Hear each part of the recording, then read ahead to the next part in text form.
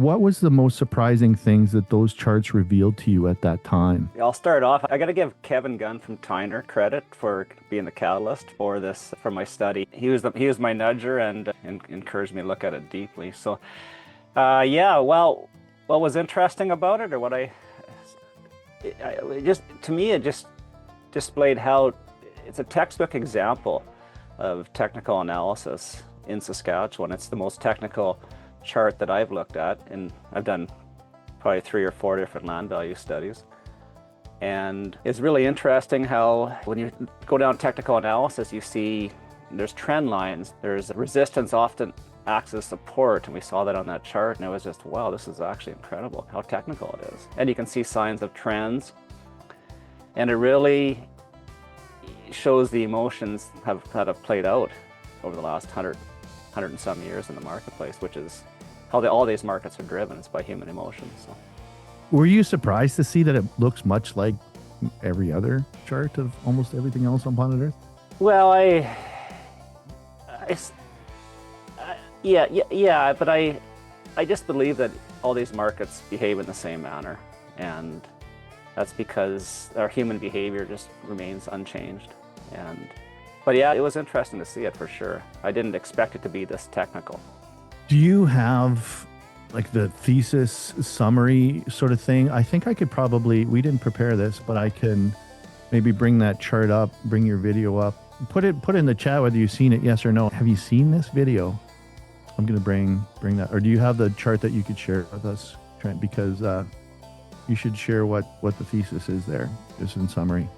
Yeah, I might need a minute here to get. Why don't you give your summary, and I will get up this thing and screen share here. Go from there. And get to where you want to get to with that attitude. Oh, that was your. So Dan, what exactly are you asking of me here for the summary? What was the thesis of what you saw on the chart, or what was the summary of farmland values, where they are, how it overbought, or where they are in the trending? Okay. What I did is I applied a couple different really simple technical analysis tools and some trend lines on there, and I looked at the relative strength index, which is an indicator that measures the speed and the price movement and how fast it moves, basically a momentum indicator. Yeah. And as anyone would know, that there's no one style of technical analysis, and any indicator on their own isn't reliable. But when you start to see indicators line up, then you can develop some strength in your conviction of what could happen in the future. And it's a game of probabilities. So anyone who gets predictive in life usually has negative results. So it's a game of probabilities. Yeah, there we go. So on that chart, I have the relative strength index down in this bottom panel in blue. Mm-hmm. And then I have the black line is the price line. The yellow lines obviously are trend lines. And what I noticed there, when we've had an elevated RSI above 70, which is considered to be overbought. So little reference to that, little background, and provide some context.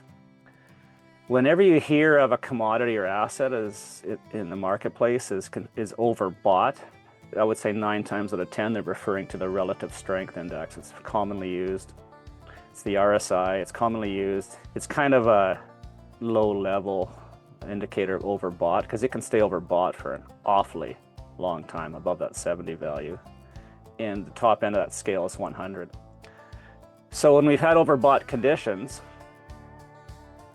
and the price pulls back, you can see faintly on that chart, it certainly talks about in the study, is that red dotted line is the 2-year exponential moving average. So it's a moving average that puts more emphasis on the previous year than the year 2 years prior. So in cases where we've had the elevated RSI and we've crossed below that 2-year exponential moving average, it's led to, I would describe as significant retracements in the price.